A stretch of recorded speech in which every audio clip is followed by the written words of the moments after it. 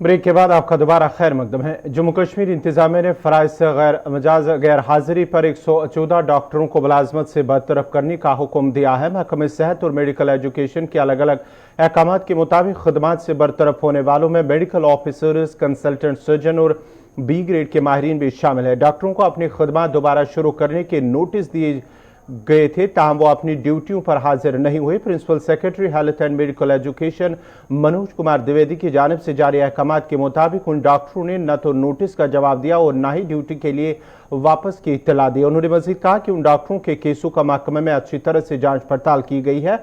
मजबूर ये पाया गया है कि चूंकि इन डॉक्टरों ने नोटिस जारी होने के बावजूद अपनी ड्यूटी दोबारा शुरू नहीं की और उनकी तरफ से ये एक्ट एक रजाकाराना अमल है और वो ड्यूटी से गैर हाजिरी की वजह से खदमात से बरतरफ होने की जिम्मेदार हैं।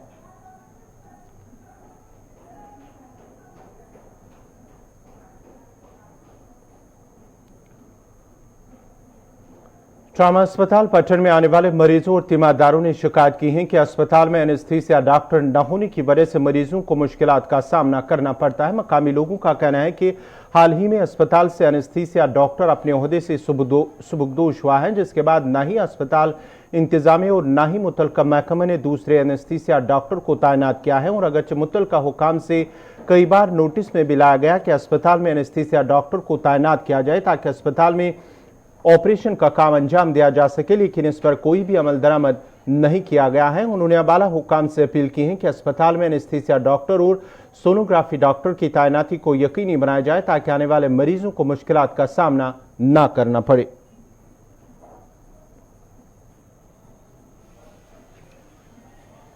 जी सर बताइए। सबसे बड़ी प्रॉब्लम यह है कि जो आज से पहले 2-4 महीने हमारा एनेस्थीसिया यहाँ पर था कंसल्टेंट, उसको वो रिटायर हो गया और रिटायर होने के बाद इस हॉस्पिटल में उन्होंने दूसरे का कोई अरेंजमेंट नहीं किया, जबकि उन्होंने रहामा, चंदूसा, बाकी जितने भी हॉस्पिटल्स हैं जहाँ पर थिएटर नहीं काम कर रहा है तो वहाँ पर उन्होंने एनेस्थीसिया को भेज दिया। लेकिन यहाँ जो फंक्शन कर रहा है हमारा हॉस्पिटल, एनेस्थीसिया की इतनी बड़ी ज़रूरत है लेकिन इन्होंने यहाँ पर नहीं भेज दिया। दूसरी बात यह है कि यूएसजी के लिए एक रेडियोलॉजिस्ट की ज़रूरत है, वो भी इन्होंने अरेंज नहीं किया। और जबकि हमारी मांगे पिछले बहुत दिनों से ये चल रही है, इनके डायरेक्टर को भी हमने लिख दिया था। और इसके अलावा जो बीएमओ मैडम है उन्होंने डायरेक्टर को कहा था कि एक रेडियोलॉजिस्ट की ज़रूरत है और एक एनेस्थीसिया की ज़रूरत है। लेकिन बदकिस्मती और अलमिया ये है कि इस हॉस्पिटल के साथ जो कि सीएचसी हॉस्पिटल पटन है, इसके साथ इन्होंने खिलवाड़ किया है हमेशा। हम चाहते हैं कि यहाँ पर एक एनेस्थीसिया भेजा जाए और इसके अलावा एक रेडियोलॉजिस्ट को भी भेजा जाए। और जो यहाँ पर पोस्ट है, वैकेंट पोस्ट है कंसल्टेंट एनेस्थीसिया का, वो उन्होंने छोड़ दिया है, जबकि हमने बार बार उनको कहा है कि इतने महीनों से जो रिटायर हुआ है उसके बदले में कोई मुतबादल हमें दे दे। लेकिन अलमिया ये है कि इस हॉस्पिटल के साथ हमेशा इन्होंने बर्ताव ऐसा किया है और यहाँ की आवाम सफ़र कर रही है और हम इनसे गुजारिश कर रहे हैं।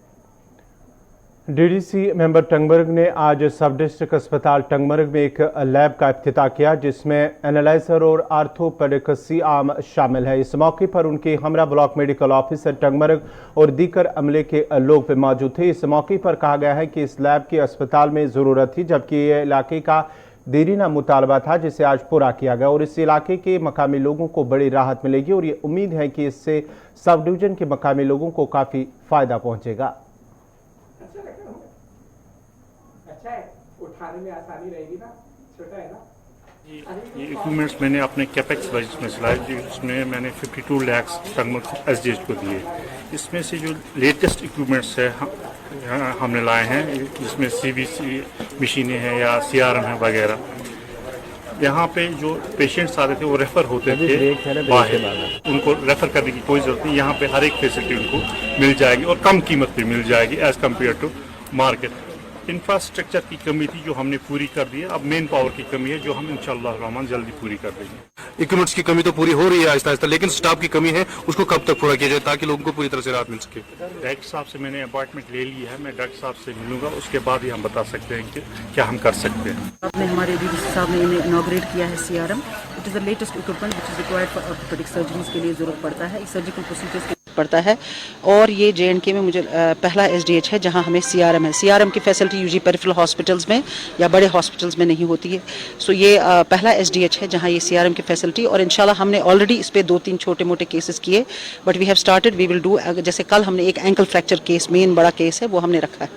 अच्छा, और जो लैब है उसमें हमने फुली ऑटोमेटिक बायोकेमिस्ट्री एनालाइजर भी लगाया और फुली ऑटोमेटिक CBC एनालाइजर भी लगाया, जिससे लोगों को यहाँ राहत मिलेगी। फुली ऑटोमेटिक बायोकेमिस्ट्री एनालाइजर में हम 200 सैंपल्स एट अ टाइम लगा सकते हैं, तो दैट मीन्स आप 200 लोगों का सैंपल एक जुट में आप ले सकते हैं। इंशाल्लाह यहाँ थोड़ा डॉक्टर्स और जो लोअर पैरामेडिकल स्टाफ है, इनकी बेशक आपकी बात सच है, थोड़ा कमी है, उसको भी हम इंशाल्लाह पूरा करने की कोशिश करेंगे। मुल्क लारनू कोकरनाग में DDC मेंबर की सदारत में मुख्तलिफ महकमों के अफसरान के साथ मीटिंग मुनक्कद हुई है, जिसमें अवाम ने कई मसाइल हुक्काम के सामने रखे। इस मौके पर DDC मेंबर ने अफसरान पर जोर दिया कि वो अवाम के मसाइल और मुश्किलात को तरजीह बुनियादों पर हल करे और उन्हें शिकायत का मौका न दे। DDC मेंबर ने फंड से पब्लिक हेल्थ सेंटर लारनू के लिए एक एम्बुलेंस गाड़ी अस्पताल को फराम की, जिस दौरान मकामी लोगों ने खुशी का इजहार करते हुए DDC मेंबर का भी शुक्रिया अदा किया।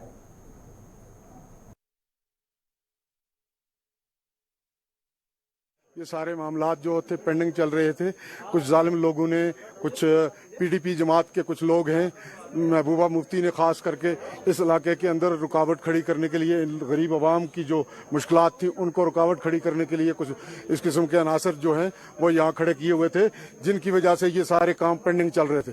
तो आज अल्लाह ताला का शुक्र कि हाँ, आज वो उस स्टेज पर हम वापस पहुँचे कि यहाँ इस गरीब आवाम की जो मुश्किलात हैं उन पर आज कुछ न कुछ आज इब्तिदा हुई, और आने वाले वक्त में यहाँ की आवाम की जो भी मुश्किलातें होंगी, खुदा करे वो इंशाअल्लाह रहमान आने वाले वक्त में हम उन पर पूरी गौर व फिक्र करेंगे। और हर मामला करप्शन के खिलाफ एक मुहिम यहाँ इस इलाके के अंदर शुरू हो रही है, और आने वाला वक्त जो होगा वो करप्शन फ्री अल्लाह करे ये इस इलाके को हम बनाएंगे। जी